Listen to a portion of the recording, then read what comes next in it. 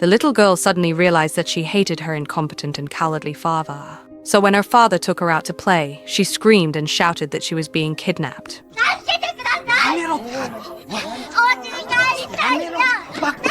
Her screams attracted passers-by, who mistook her father for a human trafficker. A pass-in police officer caught her father and took him to the police station. At the police station, the female officer asked her for details about being kidnapped by a trafficker. She knew she had lied, and she also realized she had caused her father a lot of trouble. She didn't dare tell the police the real reason she did it was simply because she hated her father. She hated that he lived like a loser, and she hated his self-righteousness. 2 months ago, Xiaochun's mom and dad had a big argument late at night. Xiaochun was woken up by the noise. She got up and went out, saw broken bowls in the living room. Her mom had already gone back to her room angrily to sleep, and only her dad was left squatting behind a dining table. Xiaochun slowly walked over and heard her dad quietly crying. After that, her dad suddenly disappeared from home. In the 2 months that followed, Xiaochun never saw her dad again, nor did she know where he had gone. On the last day of the semester, Xiaochun's classmates were all talking about their summer vacation plans. Some were going to travel to Hawaii, others were going to attend 2 months of cram school. Everyone had a full schedule, while Xiaochun could only listen quietly from the side. Her mum had to go to work every day, and her dad hadn't come home for 2 months. For her, this summer vacation was bound to be both boring and long. She originally wanted to stay at her aunt's place for a few days, but when she walked in, she found a strange man in the house. It turned out her aunt had a boyfriend and had started living with him. On the first day of summer vacation, her mom was going shopping for discounted clothes with her best friend. The aunt who lived nearby would play games with Xiaochun, but before noon, the aunt also had to leave for work. The sound of cicadas drifted in from outside the window, but time in the summer seemed to crawl by, incredibly slowly. It wasn't until she saw an ice cream commercial on TV that she decided to go out and buy some ice cream. On her way to buy ice cream, she ran into her dad, who had been away from home for 2 months. She hadn't seen her dad for 2 months, and when they met, he said he was going to kidnap her for a while.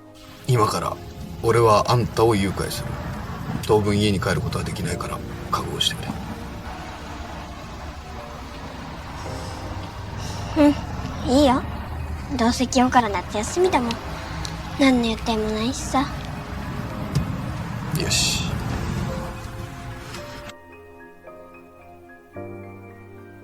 While eating ice cream with his father, Dad smiled and asked Xiaochun why he hadn't called him. Although Xiaochun said he was too busy with his studies, deep down he knew that he actually just didn't want to call his father. He didn't like his timid father, nor did he like his silent father. Even though he was already in his 30s, he still didn't have a stable job. His face was covered in stubble, yet he still spoke and acted like a child. Halfway through eating, Dad started telling him about the escape plan for this kidnapping. He was going to take Xiaochun and run away, and they would be wandering outside for many days. The childish father seemed to be playing a role-playing game with him, and Xiaochun helpless he went along with his father's act. Xiaochun followed his father to the mall and picked out a lot of clothes he liked. That night, they checked into a motel, and Dad told Xiaochun's mother about kidnapping Xiaochun. The next morning at breakfast, Dad ate in a hurry because he was anxious to return the car to his friend. The car was borrowed by Dad from his best friend, who was an uncle that looked a bit dull. The uncle didn't seem very talkative. He would ask Xiaochun if he wanted some juice. Of course, Xiaochun wanted juice, but because the uncle looked so strange, he didn't dare talk to him. どうした？春。腹でも痛いのか？あ、それともトイレか？トイレ。うるせえ。おいおい、あんた、いじけんなよ。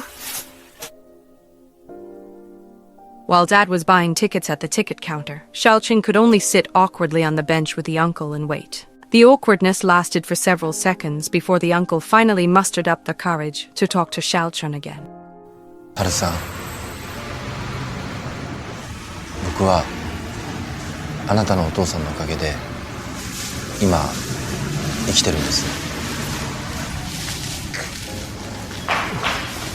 On the train, Xiaochun asked the uncle about himself. He wanted to know the story between the uncle and his dad. He was a bit curious about how his dad, who looked like a total loser, could have saved someone. He asked about what had happened, but Dad kept dodging the question and refused to say anything. Xiaochun felt like he'd been doused with cold water and silently cursed his dad dozens of times in his heart. The train's final stop was a seaside city. Dad is going to buy a swimsuit for Xiaochun. Xiaochun started to feel excited. He guessed that Dad was going to take him to the seaside. In the seaside hotel, Dad seemed to be negotiating the terms of a hostage exchange with Mom. There was a family in the hotel about to head to the beach, a pair of parents and a brother and sister. This family looked neat and tidy, and the scene was a bit harsh for Xiaochun to take in. Of course, Xiaochun felt disappointed, because the only one taking him out to have fun was his unreliable dad. いいね。みんなで海水浴だよ。羨ましいね。みんな仲良くて。私なんか誘拐されてんだもん。大違いだよ。そうだな。偉い父親だな。だってあんた誘拐犯と二人きりだもんな。あ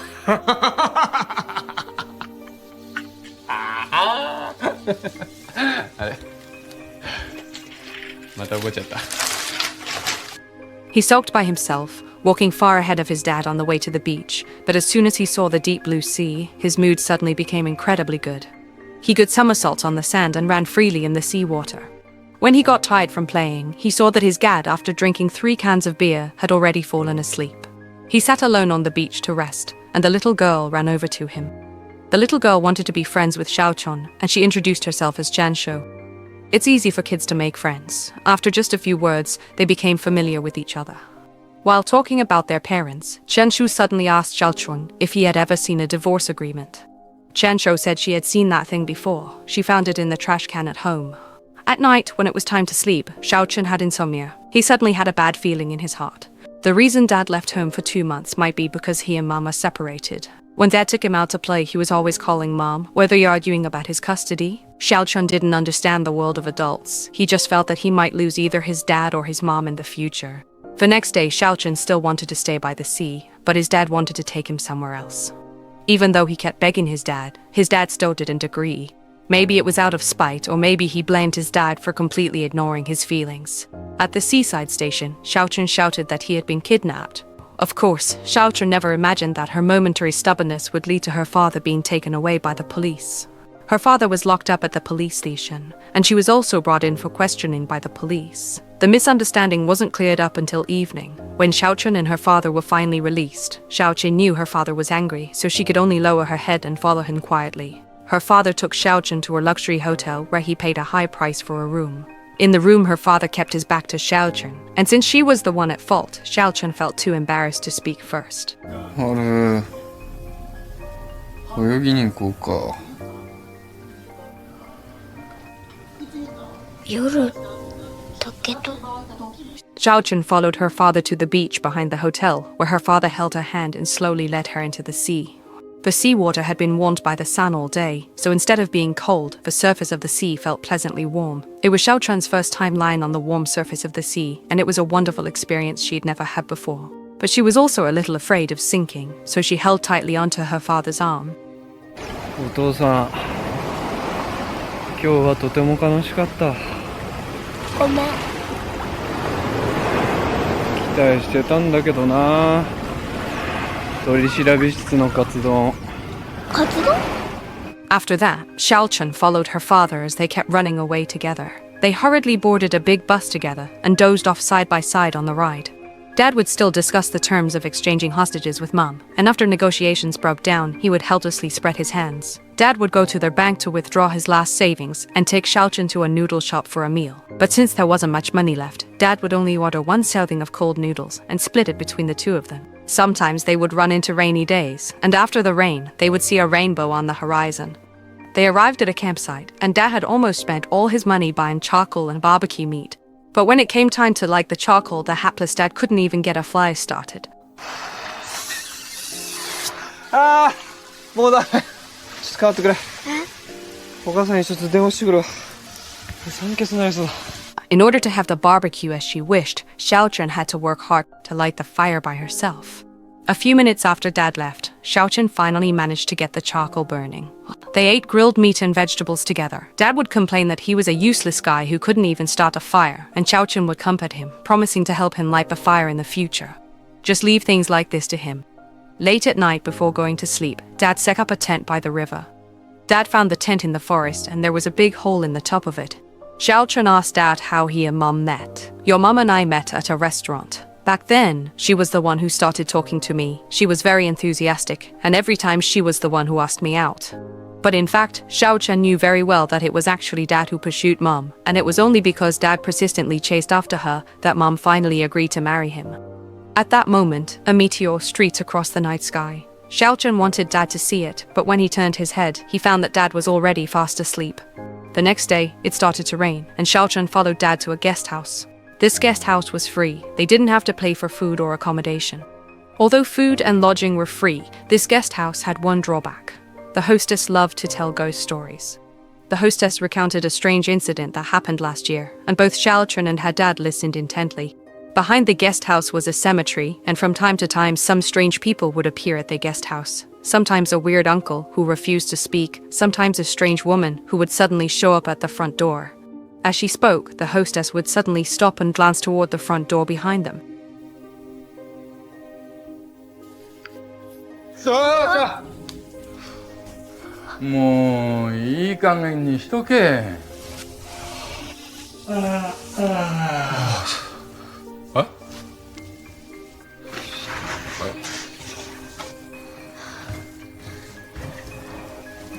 ごめんなさい。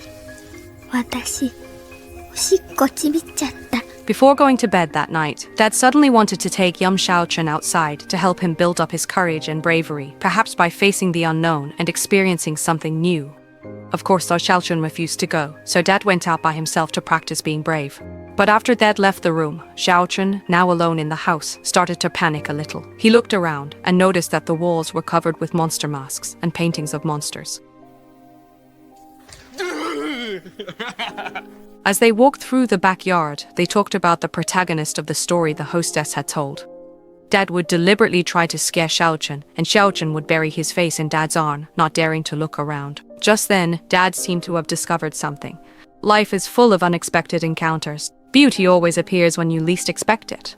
At the end of the backyard is a grove of trees, where fireflies sparkle like stars. This is the first time Xiaochun has ever seen live fireflies. Unconsciously, he grabbed his father's wrist. His father is surprised by Xiaochun's initiative and takes his hand out of his pocket to hold Xiaochun's. The next morning at breakfast, Dad was on the phone in the distance the whole time. Xiaochun leaked over and overheard his parents' conversation. On the other end of the line, Lam insisted on raking Xiaochun herself, but Dad refused to let go. After leaving the guest house, Dad spent another 20 minutes on the phone by the roadside. Xiaochun had a feeling that after this call, his parents' negotiations would finally reach a conclusion. Just as Xiaochun had expected, the negotiations were over. Dad decided to send Xiaochun back to his mother. Upon hearing the result, Xiaochun felt a bit disappointed, but Dad's next words rekindled a glimmer of hope in him. ただ一つ問題がある。もしかして私といたい。つまりここから電車に乗る金がない。And so, Xiaochun walked with his father from noon until dusk. By nightfall, Xiaochun's feet were blistered from his sandals. It was clear that his father was already exhausted, yet he still crouched down, ready to carry Xiaochun on his back and keep moving forward. Lying on his father's back, Xiaochun felt a sensation that was both long lost and deeply familiar. He couldn't even remember the last time his father had carried him like this.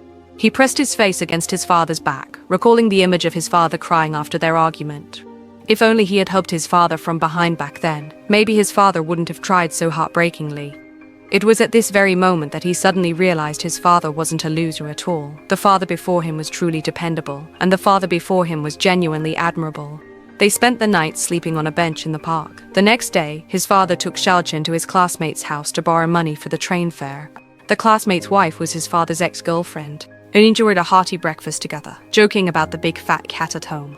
While washing the dishes, his father's ex-girlfriend told Xiaochun about his father's past. Xiaochun learned that his father used to be an upright and hard-working young man, and also realized how charming he once was. Xiaochun thought to himself that if he took the initiative to get to know his father better in the future, he might discover many of his father's good qualities.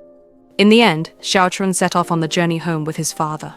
This was the journey home, and also the countdown to Xiaochun's farewell with her father. She knows her father won't be going home with her, and she also knows that her parents are about to separate. Children who grow up in broken families often mature early, and Xiaotron quietly accepted this outcome as well. Of course, she feels reluctant to part, but she still holds on to a sense of anticipation. She looks forward to her father's next kidnapping, to the next chance to get to know him a little better. This story is about broken marriages and families, but also about the reconciliation between a daughter and her father. In many people's memories, fathers are often silent and reserved, not good at expressing themselves. They tend to immerse themselves in their own worlds, quietly dealing with unspoken hardships and worries on their own.